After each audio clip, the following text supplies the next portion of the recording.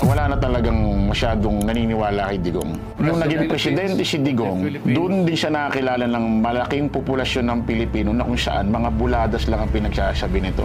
Ang puhunan kasi ni Digong, mga biro niya, yung mga joke niya, doon niya dinadala yung mga tao. Pero kung papansinin niyo, mula 2016, 17, 18, 19, 20, 21, 22, humina na ho ang mga Duterte, especially yung pangalan ni Digong. Yung tiwala sa kanya ng taong bayan, pababa, pabaksak. Ang dami na nilang ginawa. Ultimo yung ginawang rally sa Liwasang Bonifacio na kung saan yung pinagtatanggol nila si Kibuloy. Isipin nyo kung malakas pa talaga ang Duterte noon. Inabot sila ng 7 araw doon.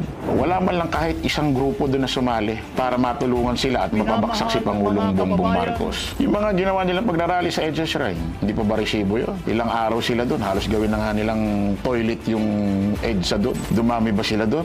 Di ba hindi? Kasi kung talagang marami pang taga-subaybay si Digong, naniniwala sa kanya, matagal na nilang napaalis si Pangulong Bongbong Marcos. Eh ang problema, paano nga nila mapapaalis si Pangulong Bongbong Marcos? Eh yung dilaw, kakamping, pula loyalista, eh ayaw sa kanila.